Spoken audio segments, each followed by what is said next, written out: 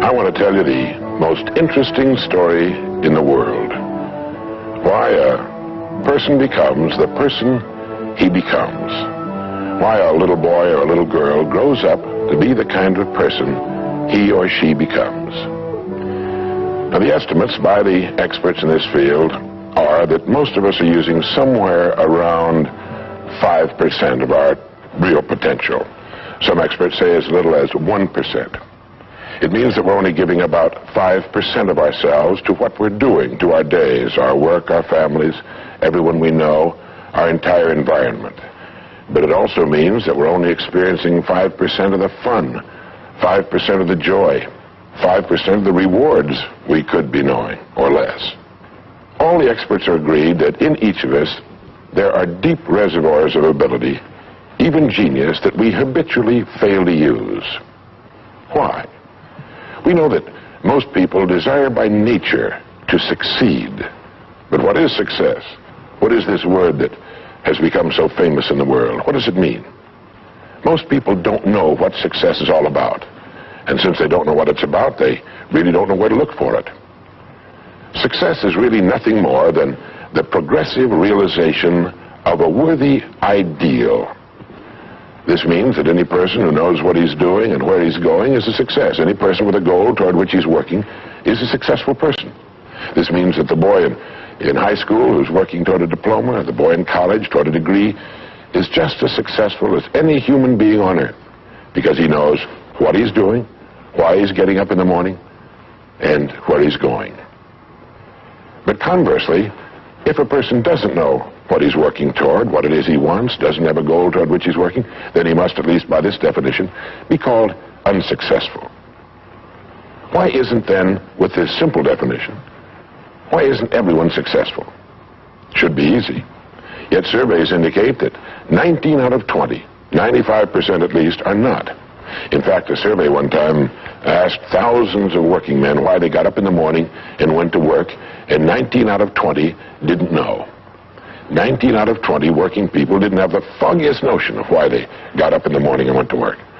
Under closer questioning, they said, well, everybody works. Well, that would be a good reason to quit. In fact, here's a little rule of thumb you might want to remember. Whatever the great majority is doing under any given circumstance, if you do exactly the opposite, you'll probably never make another mistake as long as you live. Just something to keep in the back of your mind. The problem with most people is that they're playing the world's most unrewarding game, and the name of the game is follow the follower. There's a story about a small town in which there was a jewelry store, and like all jewelry stores, or most jewelry stores at least, he had a big clock in his window. And every morning for years he'd noticed a working man stop, adjust his pocket watch to the same time as the clock in the window. He'd been doing this for many years, and one morning the jeweler was out in front sweeping his sidewalk, and so he asked the man, he said, tell me, why do you adjust your watch to my big clock every morning? I've noticed you're doing that for years. The man said, well, I'm the foreman down at the big plant. He said, I want to make sure my watch is correct because I blow the quitting whistle every night at 5 o'clock.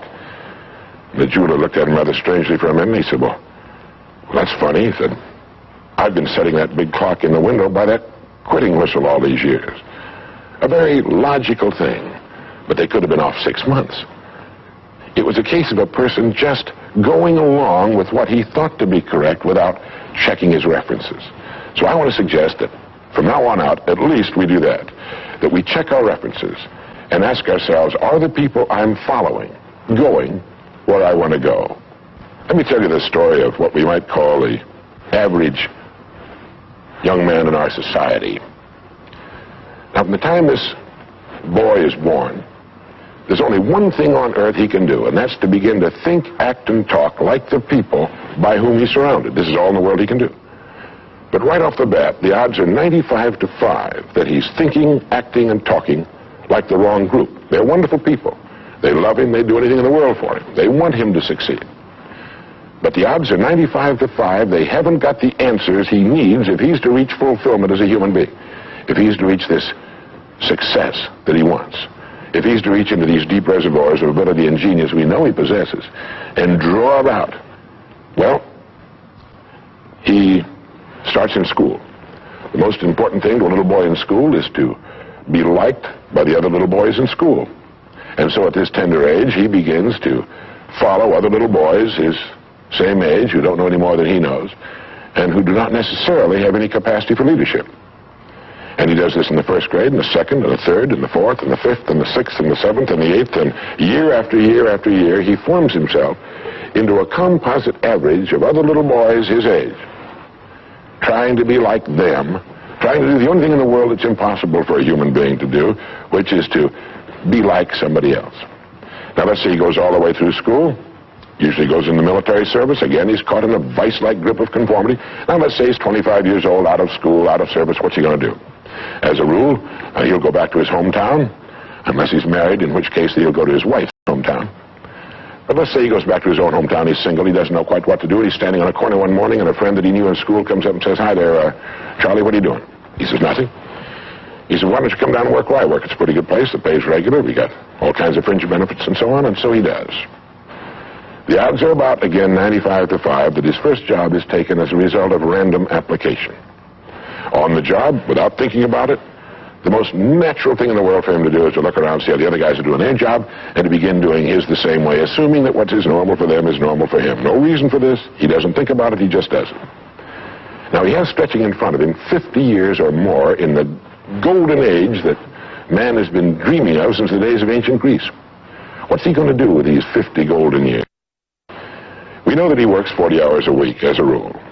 40 hours a week, which leaves him 72 hours a week when he's neither working nor sleeping. 72 free, discretionary hours each week to do with as he pleases. Now, at this point, of course, he's married, he has his little house and his little car, and this is about what he does with his free 72 hours every week. He'll do what the other fellows are doing with their free 72 hours every week, which is virtually nothing at all. On a typical day, he'll quit right on the dot, get in his little car, go to his little house, go in his little kitchen, kiss his little wife, and say, "I'm tired." They've even figured out why he says that. The experts believe that he used to hear his father say that back when men used to get tired working during the day, and he picked it up and he repeats this every night when he gets home. He bolts his little meal and then heads for the living room where he turns on his escape box. Click. Takes 15 or 20 seconds for the screen to light up, a period of time he finds interminable, but he gets through it somehow. Maybe kicks the dog a thumb through a magazine or something. Then the screen lights up, and he does too a little bit, and there in front of him, he sees people in all kinds of funny old-time costumes, all killing each other at a great rate.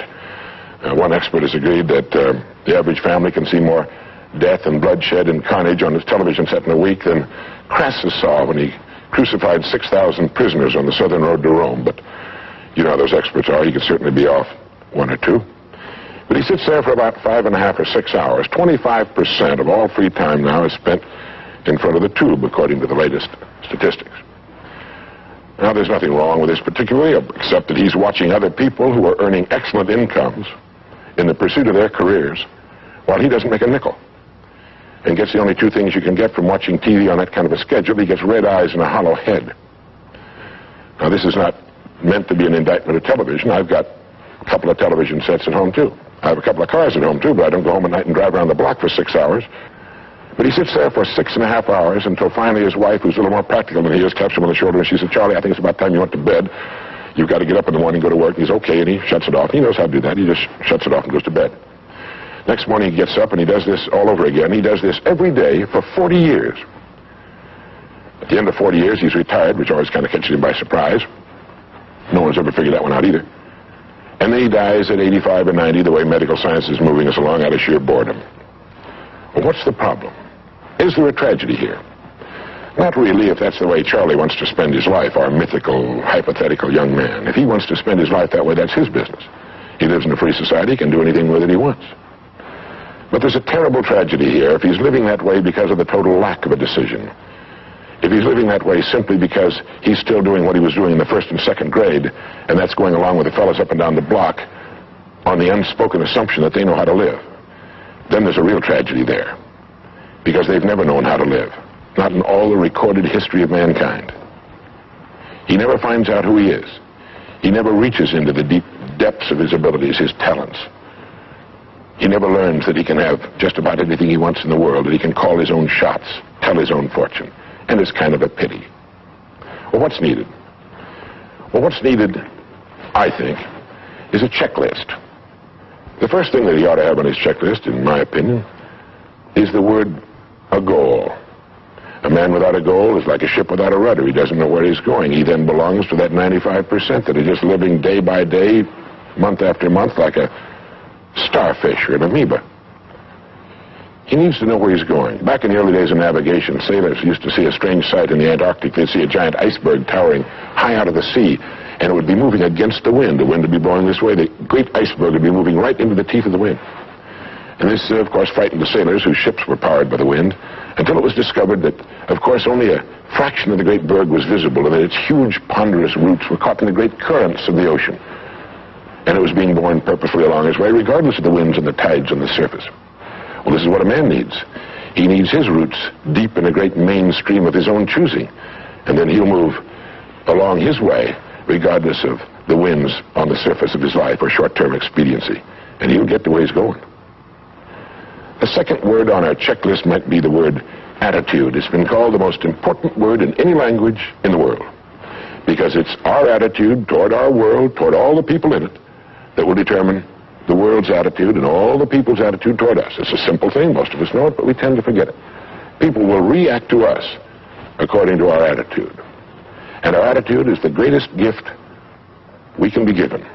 You know, the little creatures of the world were given a wonderful gift by Mother Nature called protective coloring, in which they can blend into their background without being seen. But man was not given this great gift, because man was given an incalculably greater one. Only man has the godlike power to make his surroundings change to fit him, because his environment will change as he changes. A man's environment is a merciless mirror of him as a human being. And if he thinks his environment could stand a little improvement, all he has to do is improve, and his environment will improve to reflect the changing man. Third would be the word think. To think. The highest function of which a human being is capable. It was put pretty well by the great Pulitzer Prize-winning playwright Archibald MacLeish in his great play, The Secret of Freedom, in which he has one of his characters say, "The only thing about a man that is a man is his mind. Everything else you can find in a pig or a horse." It's true. And so if we're going to develop something, this is a good place to start. To think deliberately and with a purpose. To spend a little time each day before a blank sheet of paper with our goal perhaps written at the top, and come up with some fresh, new, and exciting ideas. The next point on our checklist you might call the law of laws. That's what Emerson called it, this great old law of cause and effect. That our rewards in life will always be in exact proportion to our contribution, to our service. We all know this, really. We tell our children in Sunday school that as ye sow, so shall ye reap, but we forget that that's true. If a man is unhappy with his rewards, all in the world he's got to do is find ways of increasing his contribution, his service.